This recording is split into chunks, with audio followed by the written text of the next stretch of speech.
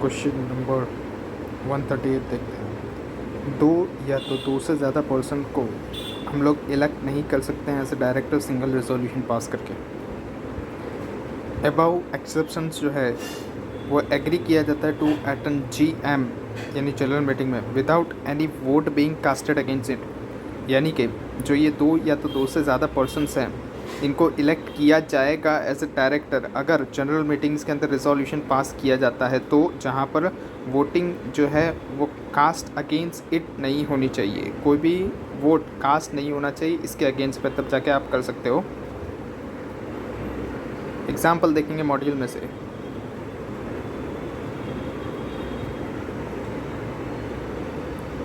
A company held its general meetings at a registered office with 20 members presented। एक company ने उसकी registered office पे general meeting को बुलाया है जिसमें 20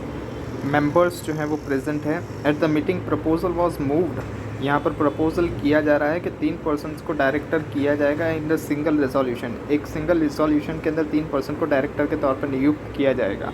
this proposal was agreed to by the 17th share holder, मतलब 17 जन जो हैं उन लोगों ने एग्रीड कर दिया और उन लोगों ने वोट कर दिया कि हाँ हम फेवर में हैं। बट द रिमेनिंग 3, लेकिन जो 3 थे उन लोगों ने वोट नहीं किया एट ऑल। दस जो no voting was cast against the proposal, यहाँ पर क्या माना जाता है कि कोई भी वोटिंग अगेंस्ट में कास्ट नहीं किया गया है, क्योंकि यहाँ पर मेजोरिटी के बेसिस पे होता है, इसलिए यहाँ पर 17 ने तो हाँ बोल दिया था, इसलिए मेजोरिटी विन्स हो गई। In such situations the company can appoint the 3 person as a director by the single resolution. इसीलिए तो सिंगल रिजोल्यूशन से 3 पर्सन को अपॉइंट किया जा सकता है as a director. Such a single resolution shall be passed by the simply majority, that is an ordinary resolution. Ordinary resolution से इसको पास किया जाता है। Resolution moved contravention of the provisions above shall be void। अगर resolutions को move कर दिया गया जो कि provisions को contravene कर रहेगा तो वो void हो जाएगा, मतलब वो पास हुआ resolution भी void कहलाएगा अगर उसने provisions को contravene कर दिया, मतलब तोड़ दिया तो। Whether or not the objections was raised at the time when it was so moved, यानी कि चाहे ऑब्जेक्शन उठाया गया हो या ना उठाया गया हो इस मामले में, और उसको पास कर दिया गया हो और वो प्रोविजंस को क्या कर रहा हो, कॉन्ट्रावेंट कर रहा हो, तो उस केस के अंदर वो जो रिजोल्यूशन है उसको वॉइड गिना जाएगा। Motions for approving the persons for the appointment और for the nomination a person for appointment as a director treat as the motion for his appointment. जो मोशन अप्रूविंग है, जो मोशन अप्रूविंग पर्सन है, यानी जो resolution को पास कराने वाला बंदा है जो खड़ा होता है वहाँ पर, फॉर द अपॉइंटमेंट, अपॉइंटमेंट के लिए, और nominations of the persons for the appointment as a director, या तो किसी ने नॉमिनेशन किया गया है उस पर्सन को कि हम इस पर्सन को डायरेक्टर अपॉइंट करना चाहते हैं, तो treat as a motion for his appointment. तो ये जो होगा ये हमारा क्या होगा, मोशन होगा, मतलब कि यहाँ पर इलेक्शन किया जाएगा तो ये मोशन किया जाएगा कि हम इन बंदों को डायरेक्टर अपॉइंट करना चाहते हैं या इनको अपॉइंट करना चाहते हैं हम डायरेक्टर। फिर वहाँ से जो शेयर होल्डर्स है वो इलेक्ट करेंगे। एग्जम्पशन ये दिया गया है गवर्नमेंट कंपनी को, अगर एंटायर 100%, मतलब गवर्नमेंट कंपनी जो है, होली गवर्नमेंट कंपनी जो है, उसको इसके अंदर एग्जम्पशंस दिया गया है। पेड अप शेयर कैपिटल के only 100% paid up share capital होना चाहिए सेंट्रल गवर्नमेंट का, या तो बाय एनी स्टेट गवर्नमेंट, या तो गवर्नमेंट्स, या तो by central and all the state governments, यानी एक या तो एक से ज़्यादा स्टेट गवर्नमेंट्स सेंट्रल गवर्नमेंट के साथ मिल के भी हो सकता है। Subsidiary of the government company, जो गवर्नमेंट कंपनी है उसकी सब्सिडरी होगी तो उसको भी एग्जम्पशन मिलेगा, प्राइवेट कंपनी को भी मिलेगा, लेकिन इसके अंदर नोट रखने वाली है कि कोई डिफ़ॉल्ट नहीं होना चाहिए। 137 फाइनेंशियल स्टेटमेंट 92 AR, मतलब एनुअल रिटर्न के अंदर। Option to adopt the principle of the proposal representations for the appointment of the director. यहाँ पर क्या है, तो प्रिंसिपल प्रपोर्शनेट रिप्रेजेंटेशंस के तौर पे हम लोग डायरेक्टर को नियुक्त कर सकते हैं। इसका मतलब क्या होता है कि यहाँ पर हो सकता है कि मेजॉरिटी ऑफ द शेयर्स किसी एक बंदे के पास हो, तो वो बंदा तो उसके हिसाब से डायरेक्टर अपॉइंट कर लेगा, क्योंकि मेजॉरिटी वोट के हिसाब से डायरेक्टर अपॉइंट हो जाएगा। इसीलिए यहाँ पर जो माइनॉरिटी शेयर होल्डर्स है उनका प्रोटेक्शंस के लिए यहाँ पर प्रोपोर्शनेट बेसिस के ऊपर किया जाता है, प्रोपोर्शनल रिप्रेजेंटेशंस के बेसिस के ऊपर यहाँ पर किया जाता है। Voting according to the single transferable vote, it means the candidate elected if secured the requisite votes fixed as a quota. मतलब कि सिंगल ट्रांसफरेबल वोट के ज़रिए किया जाता है। इसका मतलब कि कैंडिडेट जो इलेक्ट हुआ है उसको सिक्योर करना पड़ेगा, जो भी रिक्विजिट फिक्स कोटा डिसाइड किया गया है कि इसके बाहर का आपको वोट मिलेंगे तभी आप इलेक्ट हो सकते हो। जैसे हमने ऊपर देखा था इलेक्शन कितने वोट चाहिए होते हैं वो। और यहाँ पर क्या होता है, प्रोपोर्शनेट बेसिस के अंदर, मतलब जैसे 15 है तो 15 का 2/3 करोगे तो कितना हो जाएगा, 10 हो जाएगा अराउंड। और वो 10 के अंदर भी हम लोग देखेंगे कि प्रोपोर्शनेट कितना आ रहा है। तो प्रोपोर्शनेट अगर मेजोरिटी शेयर होल्डर होंगे तो मेजोरिटी शेयर होल्डर के हिसाब से 7:3 का अगर प्रोपोर्शन बैठ रहा है तो 7 डायरेक्टर किसके होंगे, तो जो मेजोरिटी शेयर होल्डर होंगे उनके होंगे, और 3 डायरेक्टर जो हैं वो माइनॉरिटी शेयर होल्डर के होंगे, जो कि क्या किया गया होगा, अपॉइंट किया गया होगा by the minority share holder, किसके थ्रू, प्रोपोर्शनेट रिप्रेजेंटेशन के through. Voting according to the cumulative voting, यहाँ पर वोटिंग कैसे होगी, क्यूमुलेटिव वोटिंग के जरिए होगी। Adopt any other transparent and effective method of the voting, अगर कंपनी चाहे तो कोई other transparent and effective method of the voting भी अडॉप्ट कर सकती है। Such appointments may be made once in every 3 years, ये जो अपॉइंटमेंट होगी ये 3 साल के अंदर एक बार की जाती है, मतलब उसका टेन्योर 3 years का होता है। Casual vacancy director shall be filled as provided in the 161(4), और इसके अंदर अगर कोई कैजुअल वैकेंसी हो गई तो 161(4) के हिसाब से इसको फिल किया जाएगा। एग्जम्पशन किसको दिया गया है, गवर्नमेंट कंपनी को, जहाँ पर entire paid up share capital central government के पास है, या तो स्टेट गवर्नमेंट के पास है, या तो सेंट्रल गवर्नमेंट एंड और मोर सेंट्रल गवर्नमेंट के पास है, 1 और मोर सेंट्रल गवर्नमेंट के पास है, मतलब एक या तो एक से ज़्यादा स्टेट गवर्नमेंट और सेंट्रल गवर्नमेंट मिलके, दोनों मिलके होल्ड कर रहे हैं क्या, कंपनी के शेयर्स। किसको एग्जम्पशन है, गवर्नमेंट कंपनी को, जहाँ पर पूरा paid up share capital central government के पास है, या तो स्टेट गवर्नमेंट के पास है, या तो सेंट्रल गवर्नमेंट के पास है, एंड 1 और मोर स्टेट गवर्नमेंट के पास है, या तो एक से ज़्यादा स्टेट गवर्नमेंट के पास, सेंट्रल गवर्नमेंट के पास, दोनों मिल के होल्ड कर रहे हैं। सब्सिडरी कंपनी जो होगी गवर्नमेंट कंपनी, उसको भी मिलेगा, लेकिन डिफ़ॉल्ट नहीं होना चाहिए अंडर सेक्शन 92 AR और 137 FS। Shall not appoint as a director, appoint नहीं किया जा सकता डायरेक्टर को अगर वो डिस्क्वालीफाइड होता है। और डिस्क्वालिफिकेशन क्या क्या है यहाँ पर, वो अनसाउंड माइंड का नहीं होना चाहिए, डिस्चार्ज इंसॉल्वेंट नहीं होना चाहिए, applied to the adjudicated as an insolvent and his application is pending, मतलब उसने कोर्ट में अप्लाई कर दिया है कि मैं इंसॉल्वेंट हूँ और उसकी पेंडिंग है अभी एप्लीकेशन कोर्ट के अंदर, तो भी वो डिस्क्वालीफाइड हो जाएगा। Convicted by the court any offence whether involving the moral turpitude और otherwise and sanction to imprisonment for not less than 6 months, and the period of the 5 year has not elapsed from the date of the expiry of such sanction। मतलब अगर उसको court ने offence के अंदर पकड़ लिया गया है, वेदर इन्वॉल्विंग द मोरल टर्प्यूटेट, मतलब मोरल के अंदर, मतलब एथिक्स मेथिक्स का हो गया ये, या तो अदरवाइज एंड, अगर उसको सेंक्शन किया गया है प्रिजनमेंट, मतलब इम्प्रिजनमेंट मतलब जेल मेल हुई है, for not less than 6 months, 6 महीने से ज़्यादा की होनी चाहिए, 6 महीने से कम की यहाँ पर काउंट नहीं होगा, अगर 6 महीने से कम की है तो वो डिस्क्वालीफाइड नहीं होगा। And the person of the 5 years has not elapsed, और अगर ऐसा कुछ हुआ है और 5 साल बीत जाएगा उसके बाद ही वो क्वालिफाइड होगा, मतलब अगर उसको ऐसा कुछ इम्प्रिजनमेंट करके हो गई है और उसके 5 साल के बाद ही फिर वो क्वालिफाइड हो सकता है, उसके 5 साल के अंदर वो क्वालिफाइड नहीं हो सकता। ये कहाँ से, date of expiry of the sanction, जब से एक्सपायर नहीं हो जाता ये सेंक्शन तब से। Imprisonment for the period of the 7 years और the more he shall not be eligible to be appointed as a director, अगर 7 साल या उससे ज़्यादा की अगर उसको इम्प्रिजनमेंट हो गई तो वो डायरेक्टर के तौर पे एलिजिबल नहीं हो पाएगा, उसको अपॉइंट नहीं कर सकते एज अ डायरेक्टर कोई भी कंपनी के अंदर उसको डायरेक्टर के तौर पे नहीं अपॉइंट कर सकते। Order disqualifying him for the appointment as a director pass by the court, अगर कोई ऑर्डर पास कर दिया गया है कोर्ट के द्वारा या तो ट्रिब्यूनल के द्वारा, एंड वो जो ऑर्डर है वो इन फोर्स में है, तो भी उसका डिस्क्वालिफिकेशन हो जाएगा। मतलब डिस्क्वालिफिकेशन का ऑर्डर किसने पास कर दिया है,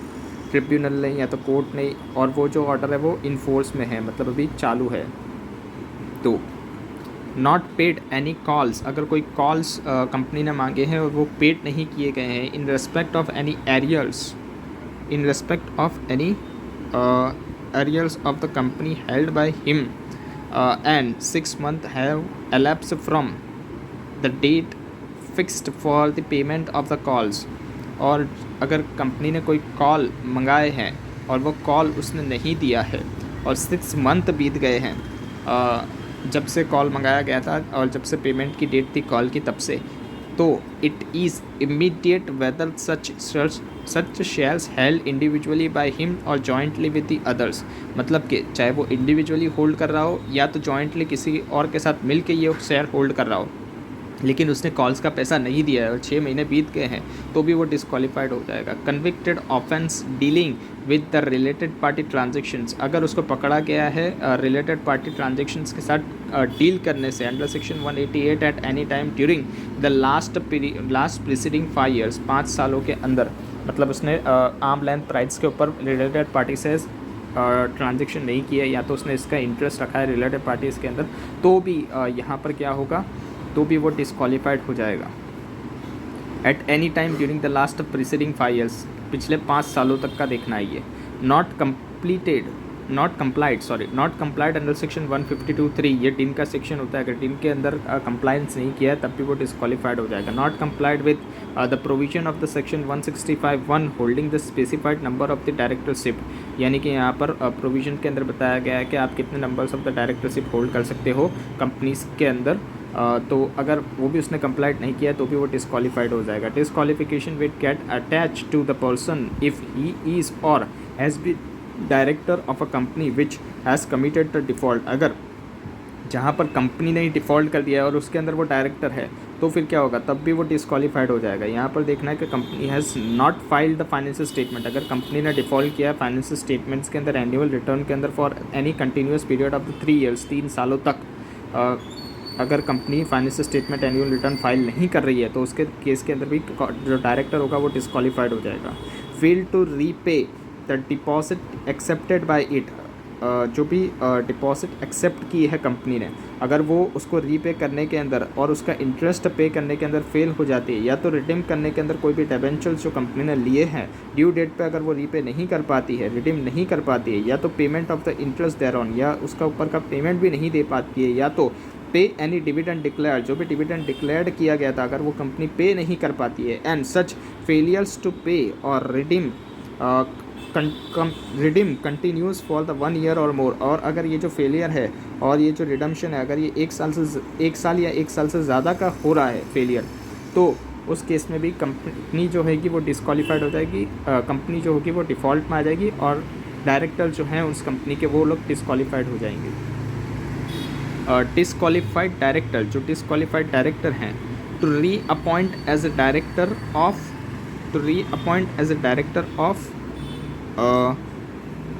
ऑफ सच डिफॉल्टिंग कंपनी और appointed in some other company for the period of the 5 years from the date on which the state company has committed the default. मतलब जो ये डायरेक्टर हैं ये लोग फिर री अपॉइंट भी नहीं हो सकते as a director of such defaulting company, और अपॉइंट भी नहीं हो सकते कोई अदर कंपनी के अंदर डायरेक्टर के तौर पे 5 सालों तक, कब से, जब से ये जो स्टेट कंपनी ने कमिट किया था डिफ़ॉल्ट तब से।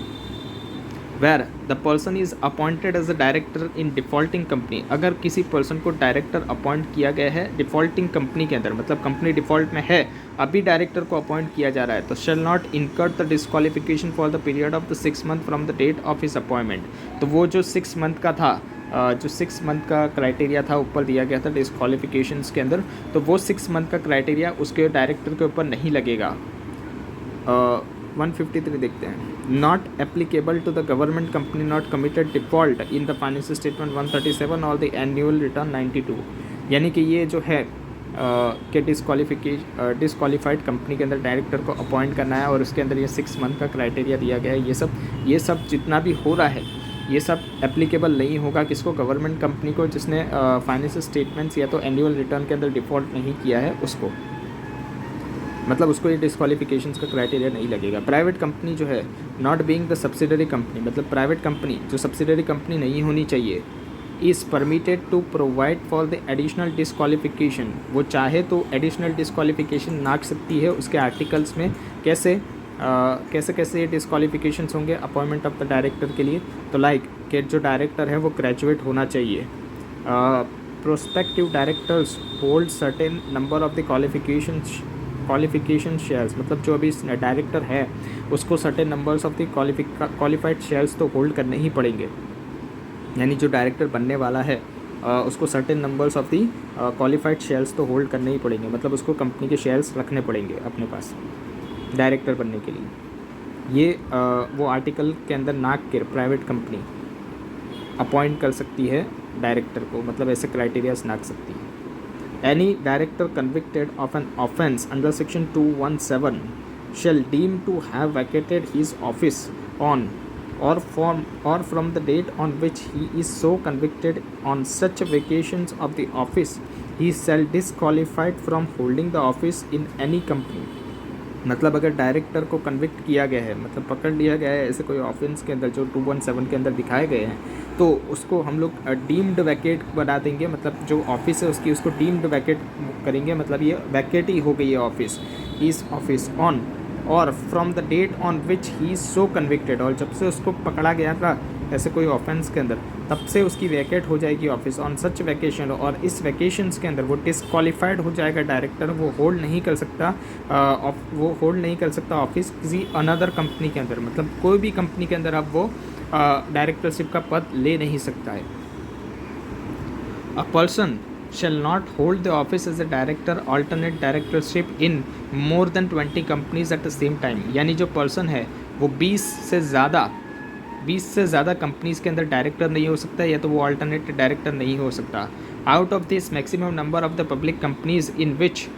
The person can be appointed as a director shall not exceed the 10, मतलब ये जो 20 की लिमिट है उसके अंदर पब्लिक कंपनी का अगर हमको देखना हो तो पब्लिक कंपनी के अंदर मैक्सिमम 10 से ज़्यादा नहीं हो सकता, नॉट एक्सीड 10, 10 से ज़्यादा कभी नहीं हो सकता वो पब्लिक कंपनी के अंदर डायरेक्टर। इन दिस 10 लिमिट, और ये जो 10 की लिमिट है इसके अंदर इंक्लूड किया जाता है प्राइवेट कंपनी जो कि होल्डिंग है या तो subsidiary company of the public company, मतलब अगर पब्लिक कंपनी की कोई होल्डिंग प्राइवेट कंपनी है या उसकी सब्सिडरी प्राइवेट कंपनी है तो उसको भी ये 10 के अंदर इंक्लूड करके चलना है। 20 की लिमिट जो है उसके अंदर इंक्लूड नहीं किया जाता directorship of the dormant company को इस 20 की लिमिट में से हटा देना है, या तो सेक्शन 8 कंपनी जो है उसको भी इस लिमिट के अंदर से हटा देना है। नोट क्या है तो सेक्शन 8 कंपनी ने रिफॉल नहीं किया होना चाहिए under section 92 and 137। Members of the company power special resolutions, members के पास पावर होता है स्पेशल रिजोल्यूशन पास करने के लिए, specifying any lesser number of the companies in which the director of the companies act as a director, मतलब members जो हैं उनके पास पावर होता है वो स्पेशल रिजोल्यूशन पास करके डायरेक्टर को ये जो 20 की लिमिट है उससे कम में भी ला सकते हैं कि नहीं अब आपको नौवीं कंपनी के अंदर डायरेक्टर रहना पड़ेगा। अगर ऐसा 9 कंपनीज़ के अंदर डायरेक्टर का उनको रखना है कंपनी को, तो कंपनी को क्या करना पड़ेगा, कंपनीज़ के मेंबर्स को स्पेशल रिजोल्यूशन पास करके डायरेक्टर्स को बोलना पड़ेगा कि अब आप 20 कंपनी नहीं, अब आप 9 कंपनी मैक्सिमम के अंदर आप रह सकते हो एज ए डायरेक्टर। बिफोर 1/4/2014 के पहले कंपनीज एक्ट 2013 जब से आया था तब, मतलब एप्लीकेबल कब हुआ था वो 1/4/2014 को एप्लीकेबल हुआ था। Hold the office as a director, मतलब तब